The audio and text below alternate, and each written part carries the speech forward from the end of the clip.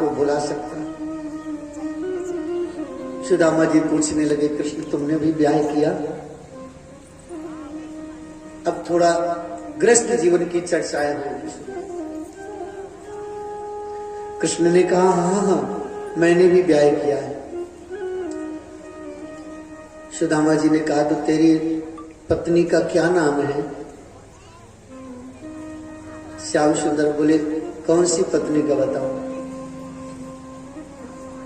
सुदामा जी बोले, कौन सी पत्नी का? क्या 2-4 पत्नियां हैं क्या तेरी? श्याम सुंदर बोले, 2-4 नहीं है, 16,108 है। अब सुदामा जी ने कान में उंगली लगा ली, हे भगवान इतने ब्याह कर लिए तेरे? हाँ हाँ। श्याम सुंदर कृष्ण बोले, सुदामा जी मेरी भी इच्छा नहीं थी ब्याह करने की, लेकिन क्या करूं, ऐसी व्यवस्था बनती गई, ब्याह होते गए।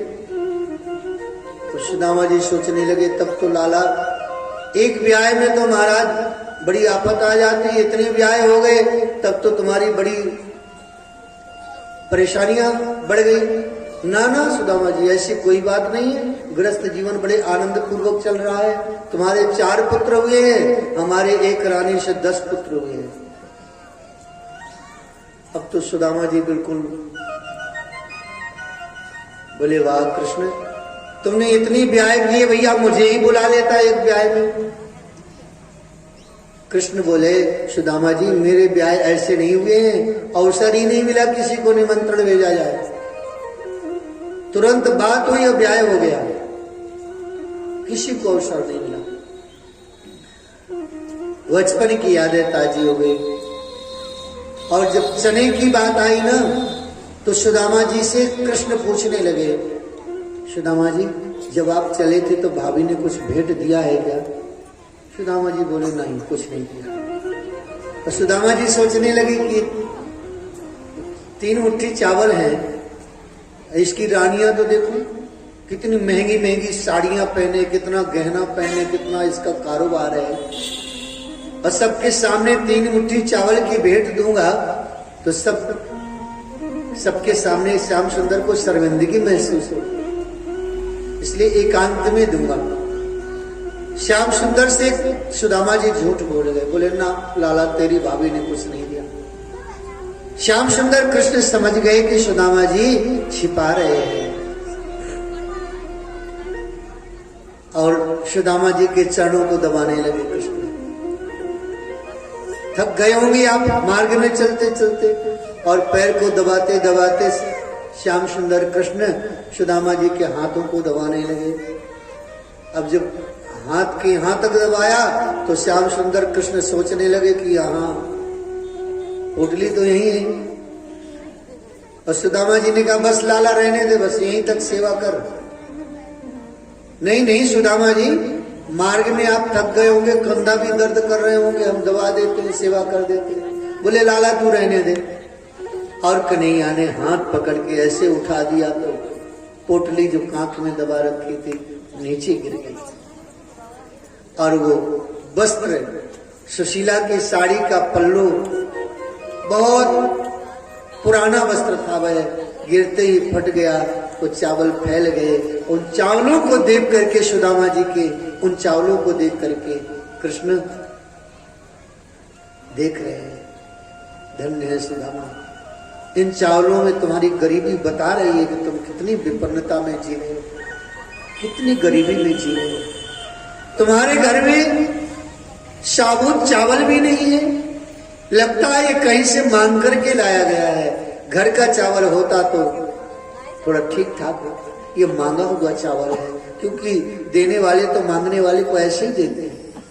भगवान ने उन चावलों में सुदामा जी की गरीबी देखी, और फिर श्याम सुंदर कृष्ण वहीं बैठ गए, चावल को एक मुट्ठी में उठाया और लक्ष्मी को आदेश किया, लक्ष्मी मेरी सुदामा के पास 1 लोक की संपत्ति पहुंचा दो। 1 मुट्ठी चावल श्याम सुंदर ने मुख में डाला, दूसरा मुट्ठी चावल मुख में डालते हुए कहा, लक्ष्मी दूसरे लोक की संपदा भी मेरे सुदामा के पास भेज दो।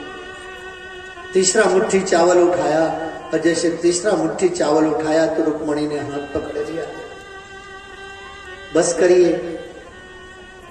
ब्राह्मण तो कितना भी दे दो, ब्राह्मणों को कभी नहीं कहेंगे कि रहने दो। अब आप सब दे दोगे, कम से कम एक लोग तो छोड़ दो मेरे लिए। श्याम सुंदर कृष्ण रुक्मिणी की तरफ देखने लगे। रुक्मिणी, तुमने अच्छा नहीं किया। ब्राह्मण को देने में कभी हाथ नहीं पकड़ना चाहिए, रोकना नहीं चाहिए। इससे दरिद्रता घर में आती है। और सुदामा जी सोच रहे हैं कि रुक्मिणी यानी इनकी पत्नी ने हाथ पकड़ा है। पत्नी सोच रही होगी कि कच्चे चावल खा रहे हो, पेट खराब हो जाएगा, इसलिए मना कर रही है। तो सुदामा जी कह रहे हैं, कृष्ण अब 2 मुट्ठी कच्चे चावल खा लिए, अब रहने दे, तेरी पत्नी मना कर रही है। भगवान ने सुदामा जी को दिया, लेकिन सुदामा जी को पता नहीं चला। परमात्मा जब देते हैं ना तो किसी को दिखता नहीं है। कहावत है, देते हैं प्रभु तो छप्पर फाड़ के देते हैं, और जब लेते हैं तब क्या करते हैं? आगे की बात आप सब जानते हैं। सुदामा जी महाराज जी को भगवान ने गुप्त रूप से 2 लोक की संपत्ति दी। भगवान ने बढ़िया सुंदर पकवान बनवाए, सुदामा जी को भोजन कराया।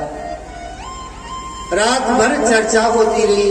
प्रातः काल हुआ, सुदामा जी ने नित्य नैमित्तिक क्रियाएं करी और अपने नियम को करके सुदामा जी बोले, लाला अब हम चलेंगे।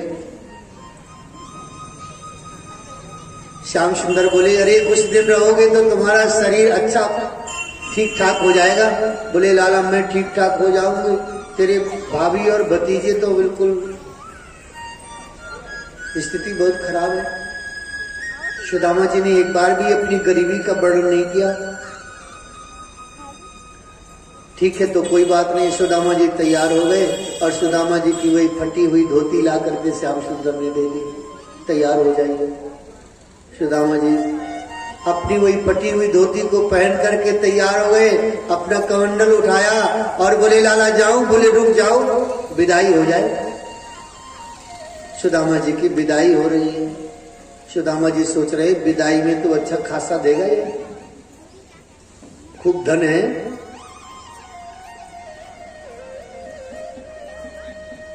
श्याम सुंदर कृष्ण ने सभी रानियों को बुलाया। ब्राह्मण सुदामा के चरणों में प्रणाम करो, आशीर्वाद ले लो। ब्राह्मण का आशीर्वाद अमोघ होता है, आशीर्वाद ले लो। रुक्मिणी आई, रुक्मिणी ने सुदामा जी के चरणों में प्रणाम किया। महाराज, मैं रुक्मिणी आपको प्रणाम करती हूँ।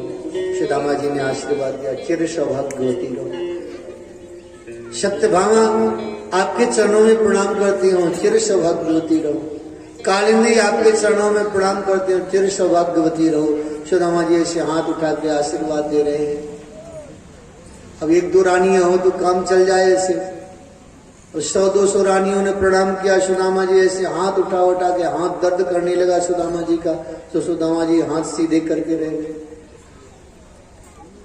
अब सर हिला के कहे, चिर सौभाग्यवती रहो, चिर सौभाग्यवती रहो। सर हिलाते हिलाते गर्दन दर्द करने लगे तो सीधे खड़े हो गए। वाणी से कहने लगे, चिर सौभाग्यवती रहो, चिर सौभाग्यवती रहो। और जब जीभ भी थक गई तो चुप हो गए सुदामा जी। श्याम सुंदर ने कहा, क्यों सुदामा जी, आशीर्वाद खत्म हो गया क्या? बोले, लाला आशीर्वाद तो भरा हुआ है, लेकिन शरीर में सामर्थ्य नहीं है। अभी और कितनी है? श्याम सुंदर ने कहा, अभी क्या, अभी तो 500 ने ही प्रणाम किया है, 16,108 है सब कुल मिला के। सुदामा जी ने कहा, भैया ये आशीर्वाद देने में तो लगता है 1-2 हफ्ते लग जाएंगे हमें। तुम एक काम करो, सभी रानियों को बुलाओ, सबको एक साथ प्रणाम करवाओ, हम सभी को एक साथ आशीर्वाद दे देते हैं। और नहीं तो श्याम सुंदर एक काम करो, तुम प्रणाम करो, हम तुम्हें आशीर्वाद देंगे, सबको आशीर्वाद प्राप्त हो जाएगा।